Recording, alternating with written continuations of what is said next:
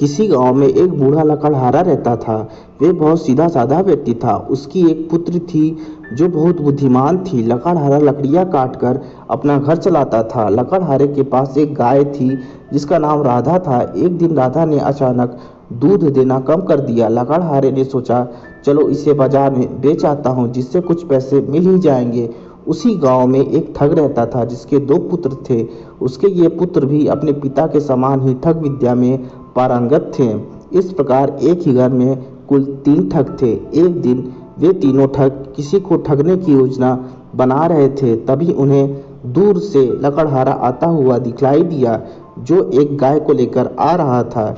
उस लकड़हारे को देखकर तीनों ठगों ने उसी को ठगने का विचार बनाया। योजना अनुसार एक ठग वहीं खड़ा हो गया और बाकी बचे 2 ठग थोड़ी दूर आपस में खड़े होकर बातचीत करने लगे। बदकिस्मत से लकड़हारा पहले ठग से बोला, भाई मुझे यह गाय बेचनी है। अगर आप मुझे यह बता दें कि यहाँ किसी को गाय की ज़रूरत हो तो मैं उसे यह गाय सस्ते दाम में बेच दूंगा। पहला ठग थोड़ी देर सोचकर बोला कि भाई कितने में बेच रहे हो ये गाय। इस बात पर लकड़हारा बोलता है कि भाई सिर्फ 600 रुपये में। इस पर ठग ने कहा, यह तो बहुत बड़ी कीमत है, वाजिब दाम बताओ तो मैं ही अच्छे दाम पर गाय खरीद लूँ। लकड़हारा ने कहा, आप कितने में लेना चाहते हो? तब ठग ने कहा, यह तो ज़्यादा से ज़्यादा 90 रुपये की गाय है। यदि तुम्हें पसंद हो तो दे दो, और विश्वास नहीं हो तो आप उन 2 लोगों से भी पूछ सकते हैं कि दाम वाजिब है या नहीं।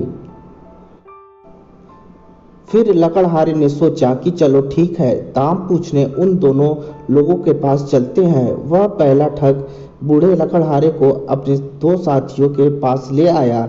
दोनों ठगों ने तीसरे ठग और किसान की बातें सुनी और कहा कि यह गाय 90 रुपये से अधिक की नहीं है, इसलिए अच्छा होगा कि तुम अपनी गाय 90 रुपये में ही दे दो। इस प्रकार तीनों ठगों ने मिलकर लकड़हारे की बातों में लेकर उसको 90 रुपये में ठग लिया।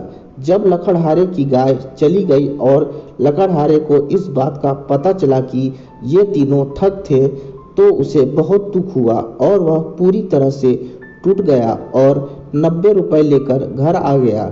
लकड़हारे की पुत्री ने उससे पूछा कि पिताजी क्या हुआ, आप इतने उदास क्यों हैं और राधा गाय कहाँ है? फिर लकड़हारे ने पूरी बात अपनी पुत्री को बताई। पूरी बात सुनने के बाद पुत्र ने यह निर्णय किया कि वह उन तीनों ठगों को सबक सिखाएगी और अपनी राधा गाय को वापस ले आएगी।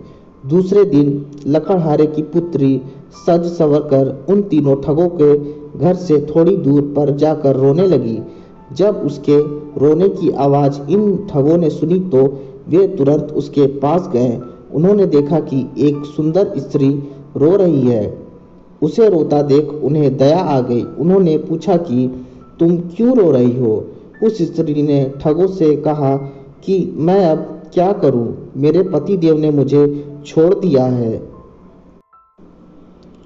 अब मैं कहाँ जाकर रहूं? यह सुनकर एक ठग बोला कि अगर आपकी इच्छा हो तो आप हमारे यहाँ रह सकती हैं। लकड़हारे की बेटी यही चाहती थी। दूसरे दिन पिता ठग घर पर था और उसके बेटे दोनों ठग घर से बाहर गए हुए थे। यह अवसर पाकर लकड़हारे की पुत्री ने पिता ठग से पूछा कि आप लोग तो बहुत गरीब हैं, आपके घर में तो कुछ भी नहीं है।